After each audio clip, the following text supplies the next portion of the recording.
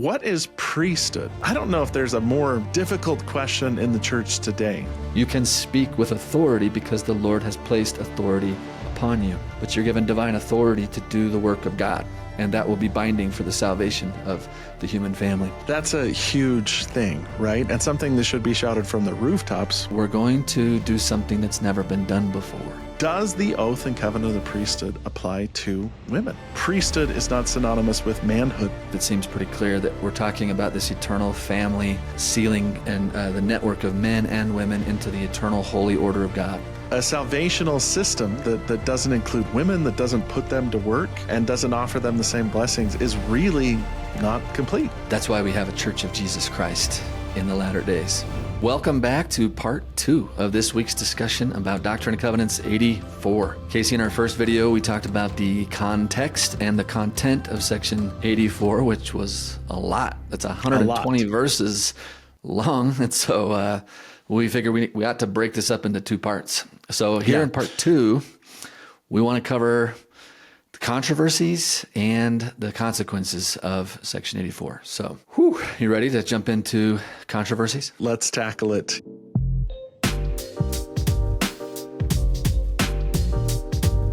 The first one, I think we've already kind of tiptoed towards, which is the part at the first of the Revelation where it talks about the temple being reared in this generation. Critics of the church will look at this and call it a failed prophecy because the city of Zion and its temples have not been built yet. And are we going to build exactly what they were planning to build in 1833? Probably not, to be honest with you. We do have designs of the early city of Zion that show it as like being a square mile with 24 temples in the middle, a temple complex. And that same thing, the plat of the city of Zion gives an explanation for what the temples are, and they are associated with the church offices as they existed in 1833. These temples were administrative centers, and they were very similar to the Kirtland Temple, where they didn't have places for ordinances. So the way they're using the term temple is a little bit different here. Okay, so what about the prophecy? Clearly, the Lord said it would be built in that generation. And we gave one thought on this as we were covering those verses, but you said you wanted to go a little deeper on that, so we'll do that. It's possible that it's not a prophecy at all. It's a commandment.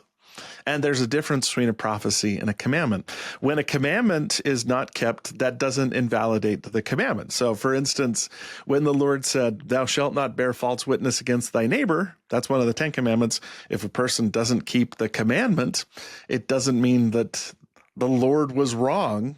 It means that the person failed or there was some weakness in the individual, and there's nothing wrong with the Lord or the prophet that gave the commandment in the first place. And the language there sounds like he's commanding them to build the temple, not prophesying that the temple will be built. That's one way of looking at it. And this seems to be the interpretation that the church leans towards because they've footnoted it to section 124. In later revelations, God provides 2 reasons why the temples were not built. Number 1, there were contentions, envyings, and strife among the saints in Missouri. So the saints in Missouri couldn't get their act together. If a person doesn't fulfill the commandment, doesn't invalidate the commandment. Second, the enemies of the saints were demonstrating intense opposition. Like you mentioned in section 124, the Lord refers to the charge to build the temples as a commandment that he rescinded because of persecution. So he refers to it as a commandment in section 124, basically, which means it's probably in his mind a commandment and not a prophecy, though I can see prophetic elements in it. The second might be with the phrasing which someone would bring up in this generation. There's uncertainty about what that means specifically. For instance, the Lord tells Joseph Smith, this is in Doctrine and Covenants 5, verse 10, "This generation shall have my word through you." It seems in this case, the word generation is used as a synonym for dispensation because we're still using the words of Joseph Smith. It wasn't just for the people that lived in his time. Generation, as it's used in that passage, does not appear to be the time between a parent's birth and the birth of their children, which is the traditional way it's used, but kind of an epoch of time in the history of the human race. So I'm suggesting the generation here might be synonymous with the way we use dispensation today, which means the latter days. It's going to be built before the latter days are over, before the second coming. Here's one more maybe possible way to think of it too. The passage uses this language. This is verse 5. "This generation shall not all pass away until an house shall be built unto the Lord." So it's possible that that prophetic part of the passage is saying there's going to be a house built, a temple built. It might be that this is referring only to a temple being built, but not necessarily the temples in Zion being built in that generation. If this is the case, then the prophecy is fulfilled. There's a temple built in Kirtland. There's another built in Nauvoo. If we're really taking it as far as we can, members of that generation don't really pass away until the early 20th century. So we could say the St. George Temple, the Manti Temple, the Logan Temple, the Salt Lake Temple, even Cardston, Canada, and Laie, Hawaii, fulfill this prophecy that an house will be built. I like that. Although verse 4 says, the city New Jerusalem shall be built by the gathering of the saints, beginning at this place, even the place of the temple, which temple shall be reared in this generation. For verily this generation shall not pass until a house shall be built. Isn't the verse 5 referring to verse 4's New Jerusalem temple? You could look at it that way, but I guess another question to ask would be, what is the New Jerusalem? Like, is it a collection of buildings? What's a city, I guess you'd say? One time I was in Craig Osler's class and we were talking about Enoch's sitting being taken up into heaven. And Craig just asked a really insightful question, which is, what is a city? Like, is it the dirt and the trees and the buildings? And his opinion was what was taken up into heaven was the people. That's what forms a city. And in that sense, if we look at the New Jerusalem as the people, the New Jerusalem is a pretty sizable city. The church is several million people. And it was a fairly sizable city within that generation, if we're going to use that meaning of generation to say it.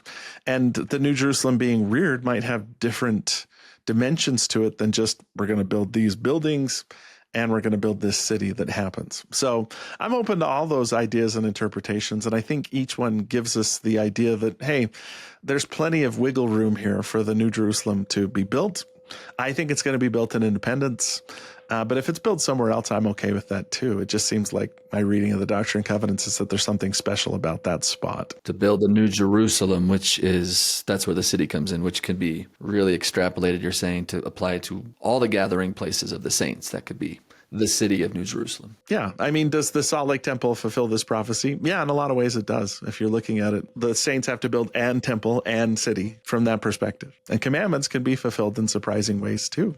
You see that again and again and again in the scriptures. Maybe the situation changed and therefore the Lord readjusted based on, right, section 124 saying, I no longer require that at your hands because your enemies came and stopped you from doing it. And so we're shifting. Both of us are implying something that's not quite said in the text. So go give it a read. Think about what you think about this. But it is definitely the Lord's response to Joseph's concern about the prophecy or the command in section 84 that they need to build a temple in Missouri. So this is not a simple recommend question. No, it's not. What do you think section 124 verses 49 through 54 imply? Like that's not a temple recommend question. So that would be a surprising question if it showed up. Okay.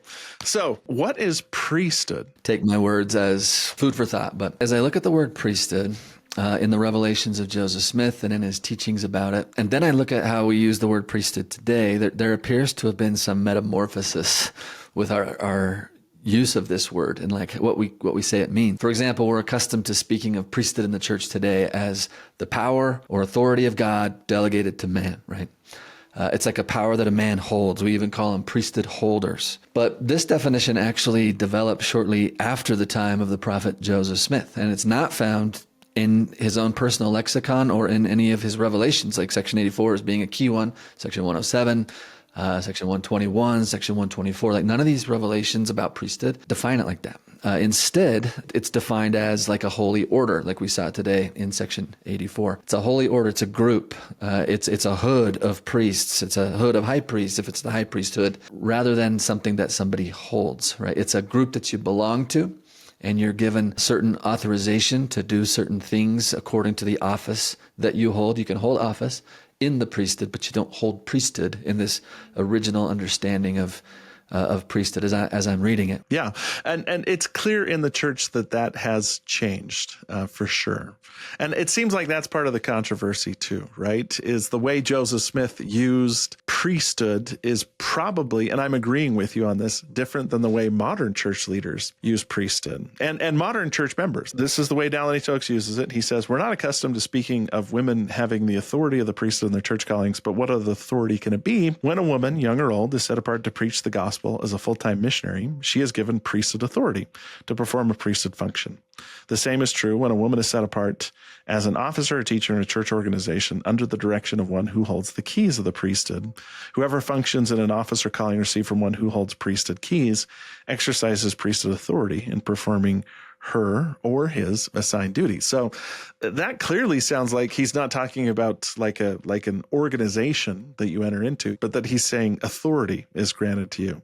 And I think that's very different from what you're talking about here. But I think there's a way to reconcile them. Really important when you read Scripture. This would be my point. When you read Scripture, you should know how the word's being used in the context of that revelation, right? I agree. Yeah. I think it might be able to help us clarify discussions about challenging topics around the topic of priesthood today, particularly like women in the priesthood. It can help us reframe temple workers. In Joseph Smith's day in Nauvoo, for instance, the temple workers, men and women, were referred to as the priesthood or the holy order, the anointed quorum.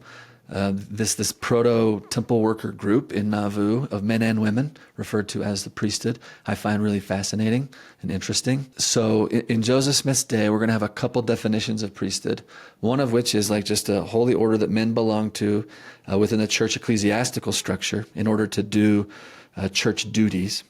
But then as the temple theology continues to build and it kind of crescendos in Nauvoo, we're getting other definitions of priesthood, like those who officiate in the temple are the temple priesthood, and it consists of men and women. Joseph also will refer to priesthood as like an eternal, like family-based holy order that men and women are brought into, and in the resurrection, when we rise as kings and queens and priests and priestesses, like the whole group of people are called the priesthood. Like read section 2 of the Doctrine and Covenants with that idea in mind, and you'll probably get closer to the meaning, right? That Elijah is going to reveal the priesthood to be able to bind men and women and children in this huge family, this eternal family order. And that too is called the priesthood. It's the hood of all the priests and priestesses, kings and queens.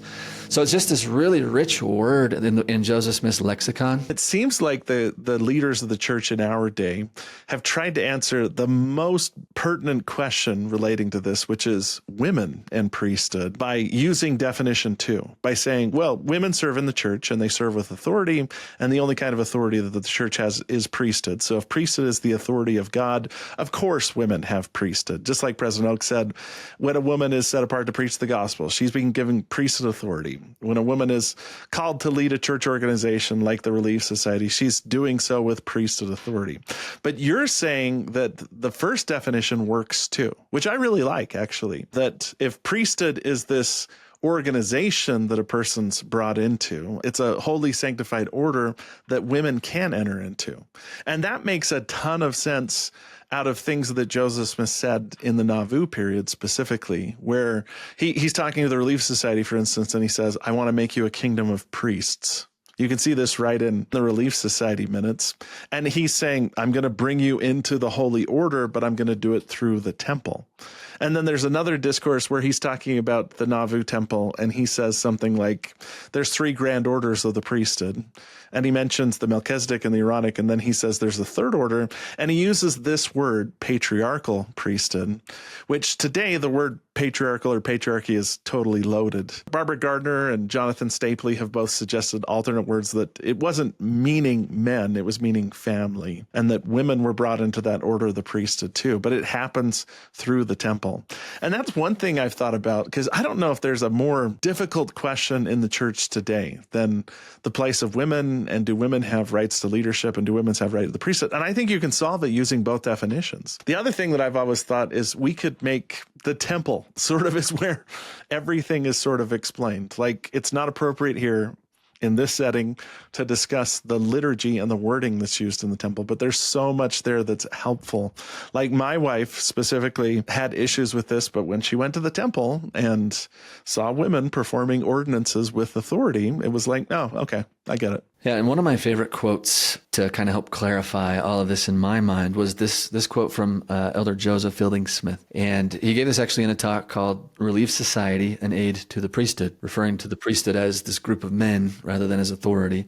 And he says this, actually. He says, authority and priesthood are 2 different things. That's very much in alignment with how the Doctrine and Covenants is is speaking of this. He says, a person may have authority given to him or a sister to her to do certain things in the church that are binding and absolutely necessary for our salvation, such as the work that our sisters do in the house of the Lord. He says, and you sisters who labor in the house of the Lord can lay your hands upon your sisters and with divine authority, because the Lord recognizes positions which you occupy. You can speak with authority because the Lord has placed authority upon you. Our sisters have been given power and authority to do a great many things. The work which they do is done by divine authority. Priesthood is a holy order with officers and stuff in it. And then there's also divine authority that can be given to men and women for various things, like Sunday school president. Does that require a priesthood office? No. We can give authority. Sisters as missionaries, that require a priesthood office? No, but you can be given divine authority. Temple workers, especially sisters, does that require a priesthood office? No, but you're given divine authority to do the work of God. And that will be binding for the salvation of the human family. Now, in terms of the narrative in 1832, like, we're not even close to talking about women yet. That's not going to happen for another decade. So in 1842, we're going to get the Relief Society. And then Joseph Smith's starting to think about how women as officers in the church should work and how they'll be situated under the direction of the priesthood of the first presidency. And we'll talk all about that as we go on later. But this is early. 1832 is early. We're still talking mostly about men here. But we're going to watch this develop, and it's eventually going to subsume, like I said, in Nauvoo, we're going to be talking about men and women as the priesthood doing temple work with divine authority. So anyway, that quote from Joseph Fielding Smith is super helpful. Jean B. Bingham, who was the General Relief Society president, made this statement, and look at how she uses it. She said, in my callings, because I am serving with priesthood authority, given to me by one who has keys, there have been numerous times when I have had thoughts or words given to me that are just what a young woman or Relief Society sister or primary child needed to hear. I know that those words came to me because of the priesthood authority I was given when I was set apart for that calling. So it does seem like she's distinguishing a little bit here. She's using the term priesthood authority and recognizing that dichotomy that you're kind of setting up there as well, that she has authority. Where does it come from? It comes from the priesthood. So a lot of times in my classes, when we introduce this idea, we'll say, okay, let's define these terms: priesthood, priesthood authority, priesthood keys. Let's talk about which one's different and how they separate from each other and how they should be used appropriately in the church. Because we've also got statements from people like Dallin H. Oakes and M. Russell Ballard, where they said things like priesthood is not synonymous with manhood. That sometimes in the church we simplify by saying, hey, second hour, the priesthood's going to meet here and the women are going to meet here. And both of them said that's a mistake. First of all, if a woman has been to the temple, she's been inducted into the priesthood in my mind. She's part of that first definition that you set up. That's the full name of the garment, right? It's the garment of the holy priesthood, and men and women wear it. Yeah, they receive it. And in the temple, women perform ordinances with authority. And then in the church, there's priesthood authority to do certain things. Like you mentioned a Sunday school president. That happens to be my calling right now. It's not an office of the priesthood, but do I have authority to supervise teaching and training in my word? Yeah.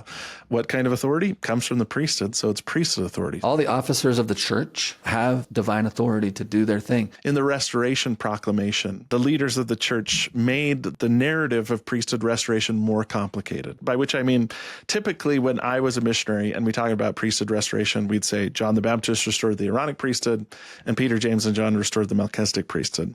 In the Restoration Proclamation, they add in a third event, which is that Elijah appeared and restored the authority to create eternal families.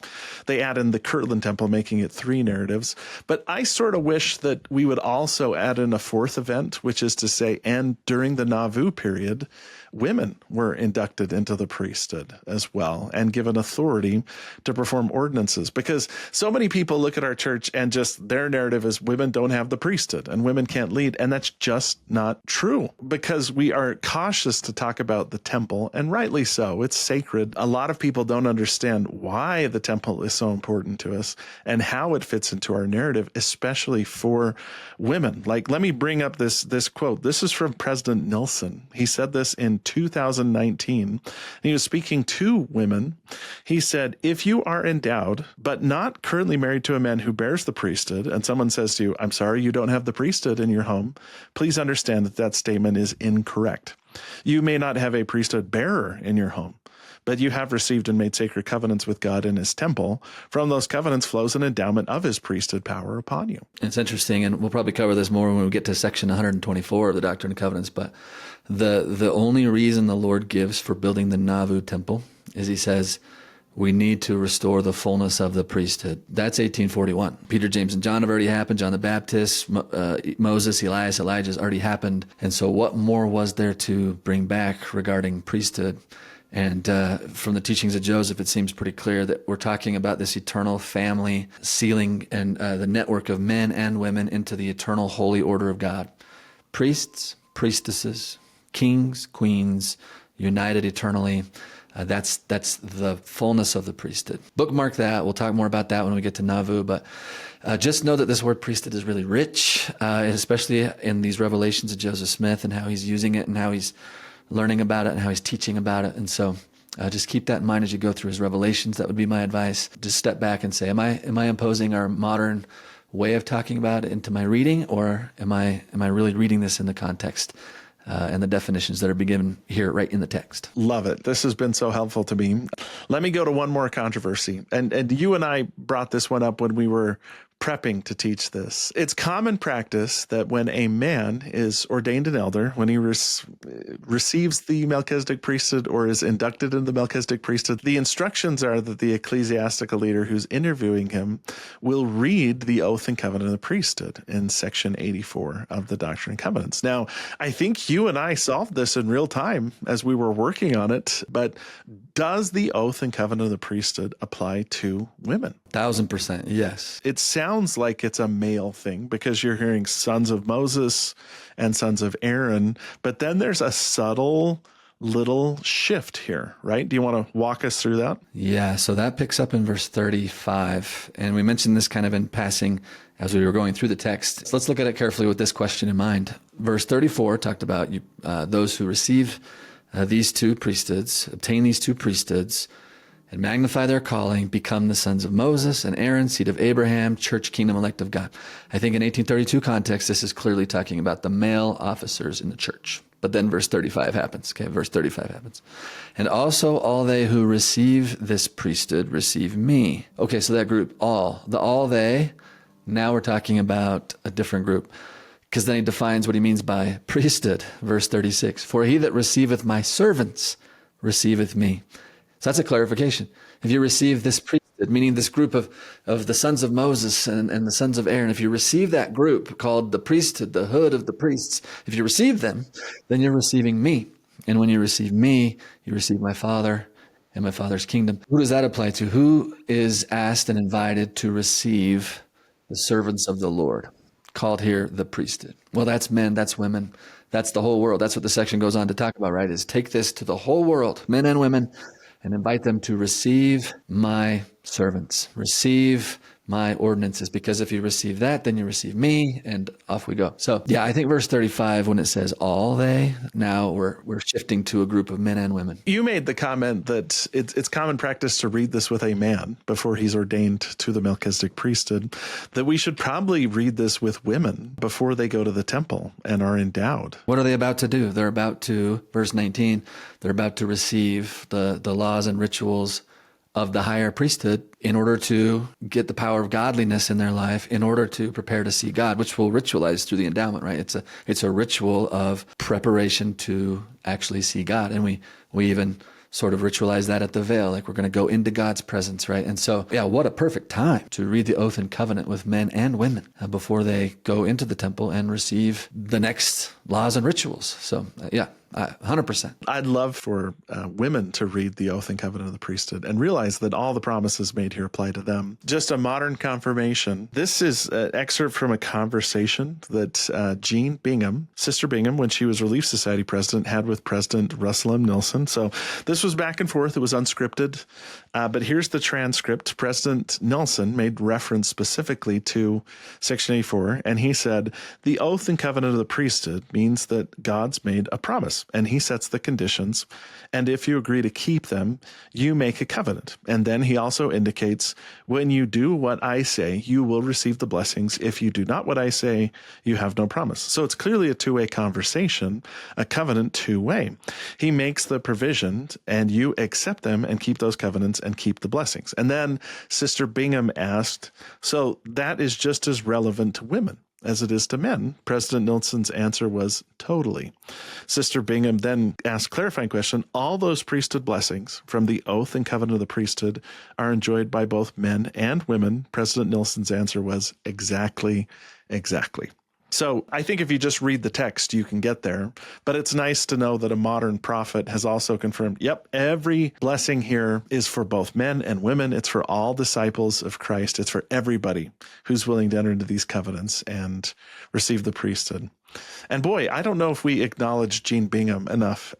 She did some good stuff. Some good questions. Wow. Yeah. She's asking some good questions, and she's making some powerful statements when she's the General Relief Society president. Just really, really valuable stuff. And I want to circle back to something we were talking about a couple minutes ago here. So in 1832, before there's even been a temple built, the sons of Moses, sons of Aaron, this seems clearly to be talking about men and men only. But there's going to be a shift 10 years from now when we get to the Nauvoo Temple, 1841, that Revelation section 124. When the Lord starts talking about building the Nauvoo Temple, he says, we're going to do something that's never been done before. From before the foundations of the earth, he says, this is going to be different. In fact, let me just quote two verses from it. Section 124, let's look at verse 41 and 42. The Lord says to Joseph Smith about the Nauvoo Temple, for I deign to reveal unto my church things which have been kept hid from before the foundation of the world, things that pertain to the dispensation of the fullness of times. And I will show unto my servant Joseph all things pertaining to this house and the priesthood thereof and the place whereon it shall be built. So let's think about that in context. So we've had temples in the past. Ever since Moses, there's been temples, right? There's been Temple of Solomon, Book of Mormon, people had temples. Jesus' day, there was a temple of Herod. But the Lord says, this temple is going to be something different. We're going to do something different with the Nauvoo Temple that's never been done before. And I'm going to teach Joseph Smith about all things pertaining to this house and the priesthood thereof. And what we're going to find is something that's never been done before, I think, Casey, is that women were being invited to become ordinance workers in the house of the Lord to administer the ordinances on behalf of women. We have no record of that in the Old Testament. They're always men. They're always the sons of Aaron, sons of Levi. We don't have that in Jesus' day. We've never had a temple quite like we have temples today. And in those temples, the priesthood thereof consists of both men and women who are administering the ordinances of salvation. So section 84 is kind of starting the thought out, saying that in the ordinances thereof, the power of godliness is manifest. Well, by Nauvoo, we start to realize women get to officiate in those ordinances too. And so that's something that's never happened in the history of the world, I believe, section 124 is saying. So exciting things with women, priesthood, temple. It's also rich and good. That's a huge thing, right? And something that should be shouted from the rooftops. A salvational system that doesn't include women, that doesn't put them to work and doesn't offer them the same blessings is really not complete. So when the Lord says the fullness is going to be revealed here, that's a major, major thing. And maybe something that deserves a little bit more recognition when we talk about the restoration of the priesthood. All right, Casey, we are now to the consequences of Section 84, our final C here. What flows out of Section 84 and impacts the church going forward?